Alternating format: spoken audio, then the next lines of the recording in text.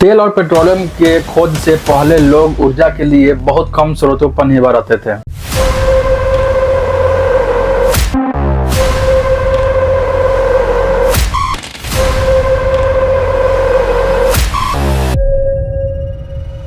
दिन में सूरज की रोशनी में काम हो जाता था, पर सूरज डूबते ही जिंदगी मानो थम सी जाती और सब कुछ अंधेरे में डूब जाता। रात में रोशनी के लिए लकड़ी जलाना, कोयले की लौ या जानवर की चर्बी से बना तेल जलाना आम तरीका था।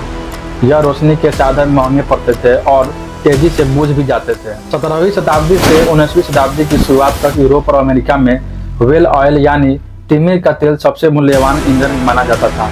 लोग विशाल समुद्रों में तिमियों का पीछा करते और उन्हें मारकर उनके शरीर से तेल निकालते। इसी तेल से घरों के दिए जलते और शहरों की सड़कों पर तक रोशनी हो उठती थी। पर इस रोशनी की कीमत भयानक थी। हर साल हजारों तिमी खत्म हो जाती, जिससे अमीरों के घर जगमगाते थे, पर आम लोग फिर भी अंधेरे में ही दिन बिताते रहे। धीरे धीरे तिमियों की आबादी इतनी कम हो गई कि लोग समझ गए यह तरीके से रोशनी उपलब्ध कराना दीर्घकालिक समाधान नहीं हो सकता। 19वीं सदी के बीच आते आते रोशनी की मांग बढ़ने लगी, लेकिन व्हेल का तेल मिलना मुश्किल और बेहद महंगा हो गया था। तब लोगों ने सोचा अब ऐसा कोई नया ऊर्जा स्रोत ढूंढना होगा जो सस्ता, टिकाऊ और हर जगह उपलब्ध हो। और यही खोज इंसान को पहुंचा देती है क्रूड ऑयल और पेट्रोलियम के उस दौर में जिसने दुनिया बदल दी। दिलचस्प बात यह है कि तेल इंसान के लिए बिल्कुल नई चीज नहीं थी, बस उसकी असली शक्ति को अब तक कोई समझ नहीं पाया था। हजारों साल पहले इंसान प्राकृतिक दमार का इस्तेमाल करता था। घर बनाने, दीवारें मजबूत करने और नावों को पानी से नुकसान बचाने के लिए पूर्वी और एशियाई लोग उस वक्त इस कच्चे तेल का इस्तेमाल दवा, मसाले और आग जलाने के लिए किया करते थे। अजरबैजान जैसी जगहों पर लोग सैकड़ों सालों से जमीन की ऊपरी परतों से हाथों से तेल निकालते आ रहे थे, मगर यह सब प्रयास बहुत छोटे स्तर के थे। असली कहानी तो अभी शुरू भी नहीं हुई थी। सन 1846 में कनाडा के वैज्ञानिक अब्राहम गेसनर ने इतिहास रच दिया। उन्होंने सबसे पहले केरोसिन का आविष्कार किया, जब केरोसिन कोयले और तेल से तैयार किया गया था, और जल्द ही यह रास्ता और आसानी से मिलने वाला रोशनी का स्रोत बन गया। इस खोज ने इंसान को पहली बार व्हेल ऑयल पर पूरी तरह निर्भर रहने से आज़ादी दिलाई। लेकिन असली क्रांति आई 1859 में, जब अमेरिका के पेंसिल्वेनिया में दुनिया का पहला सफल ऑयल तेल ड्रिल किया गया। इससे पहले लोग जमीन पर अपने आप निकलने वाले तेल को इकट्ठा करते थे, लेकिन पहली बार मशीनों के जरिए धरती के भीतर से तेल निकालना संभव हुआ। यही छोटा सा कुआं आज की मॉडर्न ऑयल इंडस्ट्री की नींव बना। शुरुआती दिनों में इस तेल से मुख्य रूप से केरोसिन बनाया जाता था, जो लालटेन में रोशनी करने के लिए इस्तेमाल होता था। फिर जब दुनिया में इलेक्ट्रिक बल्ब का जमाना आया तो रोशनी के लिए केरोसिन की जरूरत घटने लगी। लेकिन तभी इतिहास ने नया मोड़ लिया, क्योंकि एक नई क्रांति आने वाली थी जो पूरी दुनिया को बदल देगी। इंजन और मोटर गाड़ी के आविष्कार के बाद तेल की कीमत और जरूरत आसमान छूने लगी। अब तेल सिर्फ रोशनी नहीं देता था, बल्कि मशीनों, कारों, जहाजों और हवाई जहाजों की जान बन गया। ड्रिलिंग तकनीक के बाद अमेरिका में शुरू हुई ऑयल यश, जहां हर कोई तेल की खोज में पागल हो उठा। थोड़े ही वक्त में सैकड़ों ऑयल वेल खोदे गए, नए शहर बस गए और तेल बन गया दौलत और ताकत की पहचान। यह ऑयल मैडनेस जल्दी ही रूस, वेनेजुएला और मिडिल ईस्ट तक फैल गया, जहां धरती के नीचे छिपे थे तेल के सबसे बड़े खजाने। 20वीं सदी की शुरुआत में तेल सिर्फ ऊर्जा का जरिया नहीं रही, बल्कि पूरी आधुनिक सभ्यता की लाइफलाइन बन गया। लेकिन इसके साथ एक बड़ी भ्रांति भी फैल गई, और मुमकिन यह है कि आप भी उसे सच मान बैठे हो। आज भी बहुत से लोग यह मानते हैं कि पेट्रोलियम डायनासोर के शरीर से बना है, लेकिन असल में यह बात बिल्कुल गलत है। वास्तव में तेल का निर्माण हुआ है बहुत छोटे समुद्री जीवों से, जैसे शैवाल और प्लैंकटन। जब यह सूक्ष्म जीव मर गए तो उनके शरीर समुद्र की गहराई में जाकर मिट्टी और गाद की परतों के नीचे लाखों सालों तक दबे रहे। लाखों सालों की गर्मी और दबाव के कारण यह जैविक अवशेष धीरे धीरे पेट्रोलियम में बदल गए। और सकाने वाली बात यह है कि यह प्रक्रिया डायनासोर के जन्म से भी बहुत पहले, करीब 25 से 36 करोड़ साल पहले हुई थी। लेकिन असली सवाल यह है कि डायनासोर से तेल वाली यह धारणा आखिर लोगों के दिमाग में कैसे आई। 1930 के दशक में अमेरिका के सिंक्लेयर ऑयल नाम की एक कंपनी ने अपने तेल के ड्रम और विज्ञापनों में डायनासोर की तस्वीरें इस्तेमाल करने शुरू की। डायनासोर की यह छवि और थीम इतनी मशहूर हो गई कि 1932 में कंपनी ने उसे अपना आधिकारिक लोगो ने बना लिया। विज्ञापनों, पैकेजिंग और बच्चों के खिलौने में जब हर जगह डायनासोर दिखाई देने लगा तो आम लोगों को लगने लगा कि शायद तेल का डायनासोर से कोई गहरा संबंध है। तेल के डिब्बों लोगों, विज्ञापनों और खिलौनों में डायनासोर की तस्वीरें ने लोगों के मन में धीरे धीरे एक गलत धारणा बैठा दी। यहाँ तक कि आज भी कई लोग उस गलतफहमी को सच्चाई समझते हैं। काला तेल यानी ब्लैक गोल्ड जितना अधिक किसी देश के पास होता है उतनी ही ज्यादा होती है उसकी दौलत और शक्ति।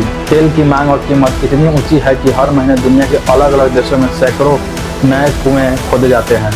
कुछ बड़ी एनर्जी कंपनियां तो हफ्ते के भीतर भी नए कुएं तैयार कर देती है, लेकिन उन कुओं से तेल निकालना आसान नहीं होता। इसके लिए चाहिए उन्नत तकनीक, लंबा समय और बहुत पैसा। अप्रशिक्षित कच्चा तेल धरती की गहराइयों में लगभग 1.5 से 4 किलोमीटर नीचे करोड़ों साल पुरानी कठोर चट्टानों के बीच कैद रहता है। इस तेल तक पहुंचने के लिए जो ड्रिलिंग मशीनें चलती है उनकी शक्ति इतनी अधिक होती है कि वे जमीन में छेद करके गहराइयों में उतरती चली जाती है। मशीन चट्टान तोड़कर अपना मार्ग बनाती है और नीचे उतरती रहती है, और यह काम वाकई बहुत खतरनाक होता है। इतनी गहराई पर तापमान और दबाव बहुत अधिक होता है, इसलिए एक छोटी सी गलती भी जानलेवा विस्फोटक का कारण बन सकती है। तेल निकालने में लगे कर्मी हर क्षण जान की बाजी पर चलते हैं। एक छोटी सी चूक पूरी टीम के लिए विनाशकारी हो सकती है। तेल मिलने के बाद असली संघर्ष शुरू होता है, कड़ी मेहनत और निमंत्रण की लड़ाई। शुरुआत में जब दबाव सबसे ऊंचा होता है तो कच्चा तेल खुद ब खुद फटकर जमीन की सतह की ओर उछलने लगता है। जब तेल का प्राकृतिक दबाव कम हो जाता है तब एक विशाल पंपिंग मशीन का इस्तेमाल किया जाता है। बाहर से देखने पर यह बस एक झूलती हुई लोहे की मशीन लगती है, लेकिन इसकी असली ताकत मिट्टी के सैकड़ों मीटर नीचे तक जाती है। यह मशीन धीरे धीरे धरती के भीतर से कच्चा तेल ऊपर खींच लाती है, और जब तेल ऊपर आ जाता है तो उसे पाइपलाइन और बड़े टैंकरों के जरिए रिफाइनरी भेजा जाता है, यानी उस जगह पर जहां कच्चे तेल को प्रोसेस किया जाता है। और यही वह जगह है जहां कहानी सच में रोमांचक मोड़ लेती है। कई लोग यह मानते हैं कि दुनिया की सबसे बड़ी रिफाइनरी किसी गल्फ देश में होगी, लेकिन असलियत बिल्कुल इसके उल्टा है। दुनिया की सबसे बड़ी तेल रिफाइनरी हमारे अपने देश भारत में है, गुजरात के जामनगर में।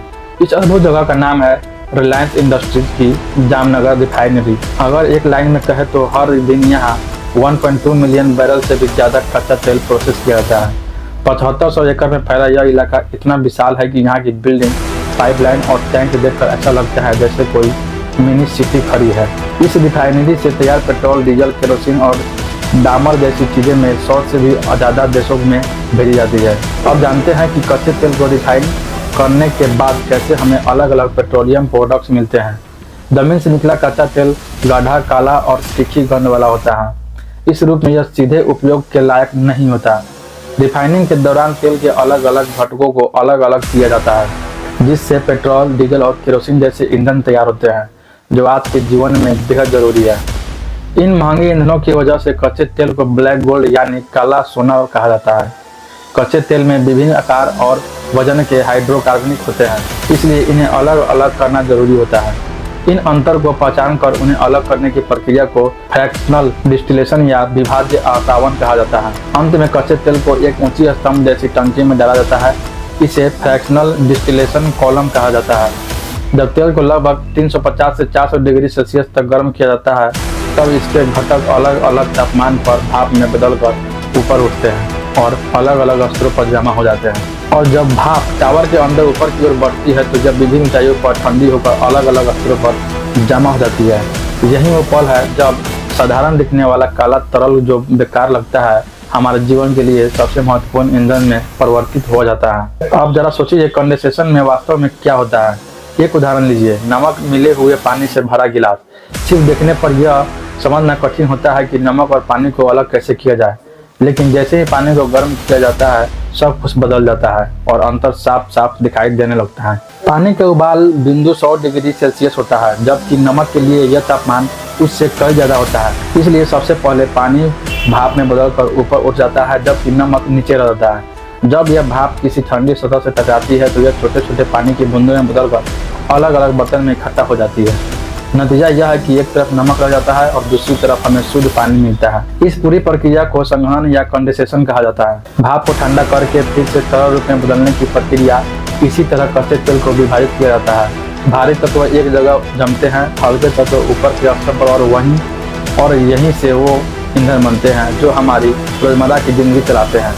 इस टावर का सफर ऊपर से शुरू होता है, सबसे ऊपर जमा होता है। एलपीजी यानी वही गैस जो हम रसोई में इस्तेमाल करते हैं, उसके ठीक नीचे पेट्रोल जमा होता है, जिसे हम कार और बाइक चलाने के लिए उपयोग करते हैं। अगले स्तर पर नेफ्था मिलता है, जो प्लास्टिक, केमिकल और दवाइयों बनाने का मुख्य कच्चा माल है।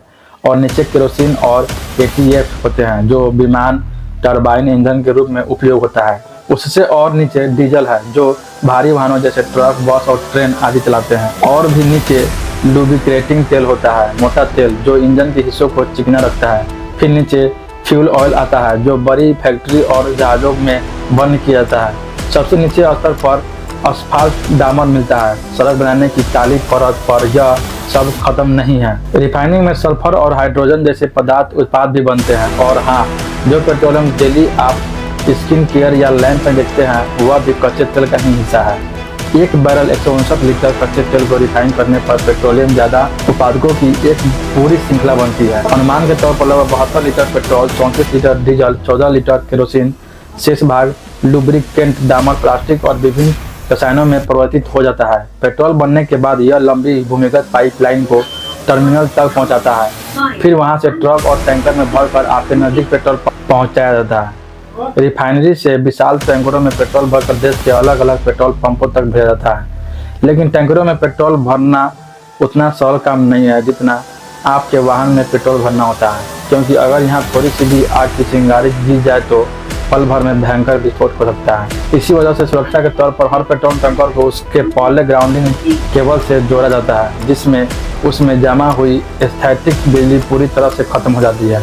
इसके बाद विशेष सेंसर और पाइप्स की मदद से पेट्रोल के पाइपों को वापस इकट्ठा किया जाता है, ताकि वह हवा में मिलकर किसी तरह का विस्फोटक या आग का खतरा न बनाए। इन सभी सुरक्षा के उपायों को पूरा होने के बाद रोजाना लाखों लीटर पेट्रोल सुरक्षित रूप से देश के विभिन्न पेट्रोल पंपों तक पहुंचाया जाता है।